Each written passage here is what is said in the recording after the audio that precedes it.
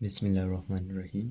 Exercise 3.3 का question number 13 है और ये इम्पॉर्टेंट क्वेश्चन भी है।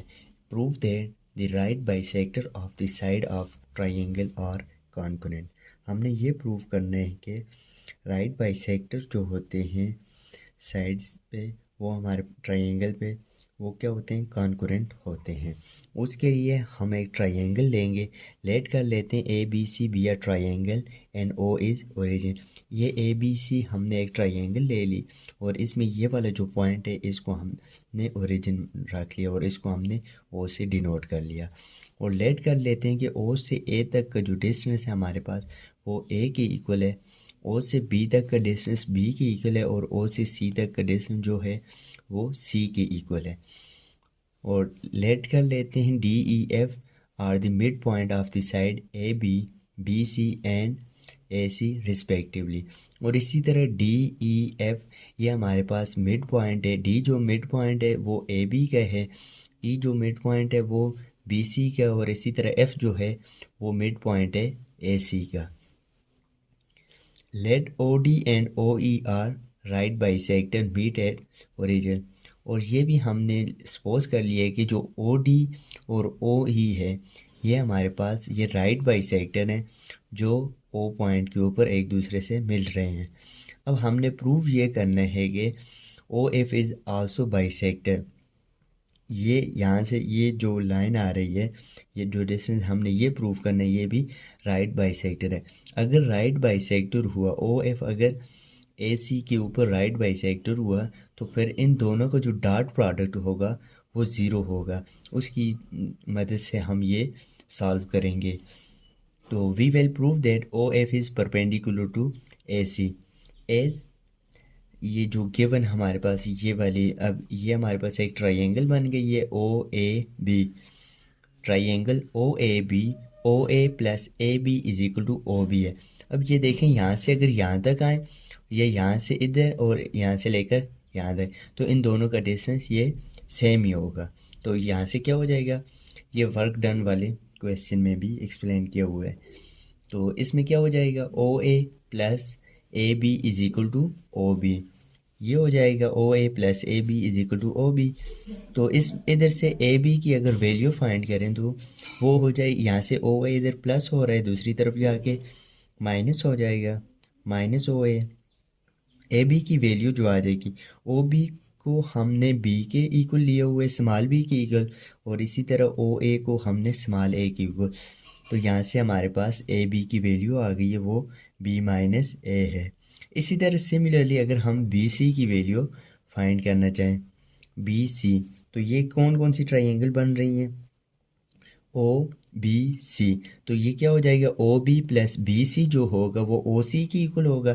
तो इधर से डायरेक्ट बी सी की हम वैल्यू फाइंड कर लेते हैं, वो क्या हो जाएगा, सी माइनस बी। इसी तरह ए सी की वैल्यू क्या हो जाएगी, सी माइनस ए। ये हम किस तरह याद कर सकते हैं, ये इस तरह भी याद कर सकते हैं जिस तरह ए बी की वैल्यू आई है, इसके लिए क्या आ गया, स्मॉल बी माइनस ए। ये हमने ऊपर फाइंड भी किया है, दूसरी को हम फाइंड नहीं करते, डायरेक्ट लिख लेते हैं। तो मतलब कि ये बी था तो पहले बी आ गया, ये सेकंड पे था तो पहले बी आ गया, बी माइनस ए आ गया। इसी तरह ये बी सी है तो क्या हो जाएगा, सी माइनस बी।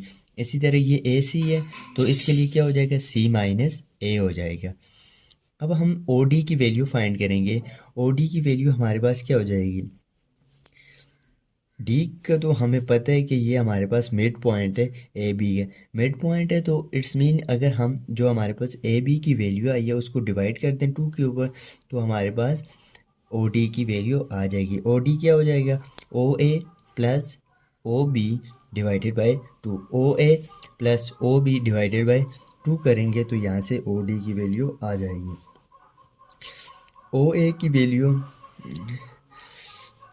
ओ बी प्लस ये यहाँ से ओ ए की वैल्यू ए आ जाएगी और इसी तरह ओ बी की वैल्यू बी आ जाएगी डिवाइडेड बाई 2। ये हमारे पास इसका जो ओ डी की वैल्यू आई है वो B plus A divided by 2 आ गई। सिमिलरली हमने ओ ई की वैल्यू फाइंड करनी है। ओ ई की वैल्यू क्या हो जाएगी, O B plus O C divided by 2, O B plus O C divided by 2, तो क्या हो जाएगा, B plus C divided by 2। O से बी तक का जो डिस्टेंस है उसको हमने स्मॉल बी की इक्वल लिया हुआ है और ओ से सी तक का जो डिस्टेंस है उसे हमने स्मॉल सी की इक्वल लिया हुआ है। तो ये क्या हो जाएगा, B plus C divided by 2।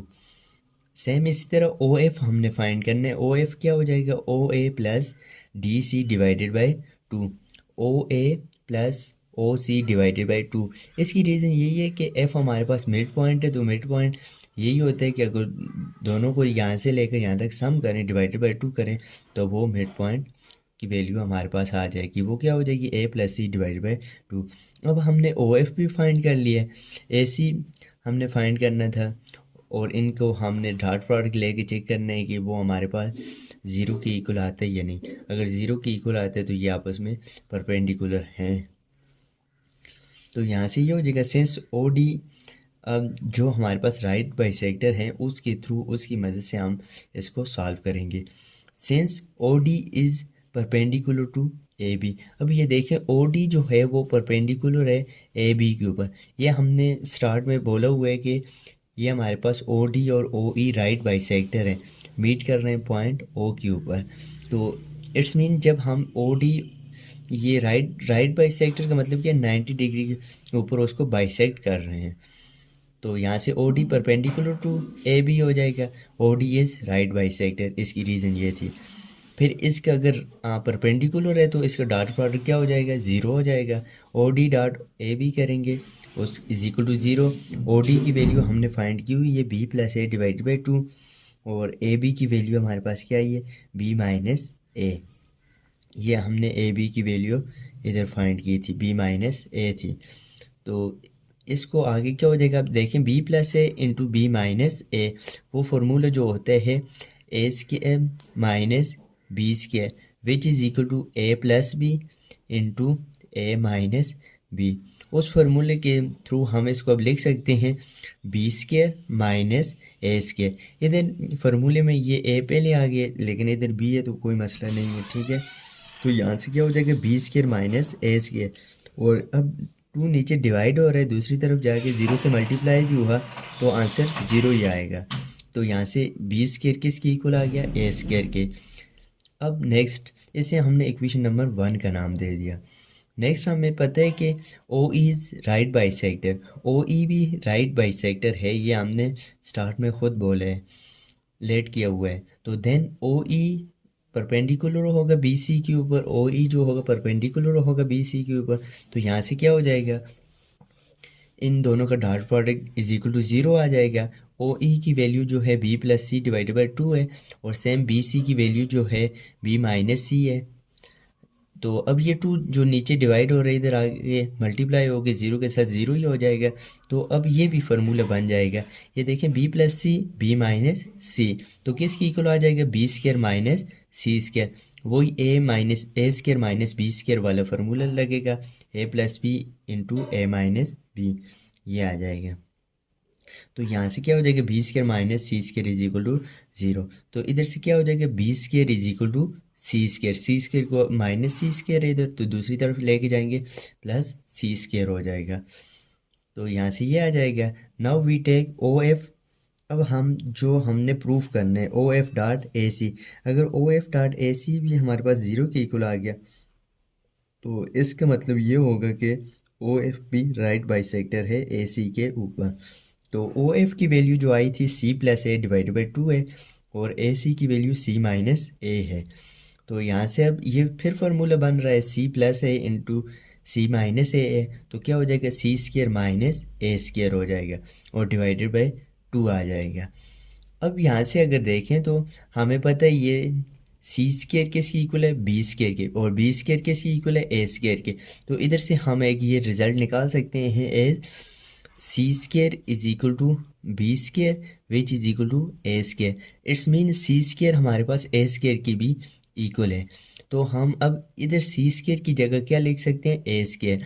A square और ए स्क्वायर आपस में क्या हो जाएंगे, कट करेंगे, तो यहाँ से ये 0 हो जाएगा। ओ एफ डॉट ए सी की वैल्यू क्या आ जाएगी, यहाँ से ये हो जाएगा कि ओ एफ और ए सी की वैल्यू 0 आ गई है, हेंस ओ एफ परपेंडिकुलर हो जाएगा AC। जब डॉट प्रोडक्ट 0 आ जाए इट्स मीन कि वो जो दो वेक्टर होते हैं वो आपस में परपेंडिकुलर होते हैं। तो यहाँ पे हमारे पास OF और AC था, तो OF परपेंडिकुलर आ जाएगा AC के ऊपर। Thus OF is also right bisector meet with O and OD and OE at point O। ये भी हमारे पास एक राइट बाइसेक्टर है और ये हमने प्रूफ करना था। यही हमारा रिक्वायर्ड रिजल्ट था।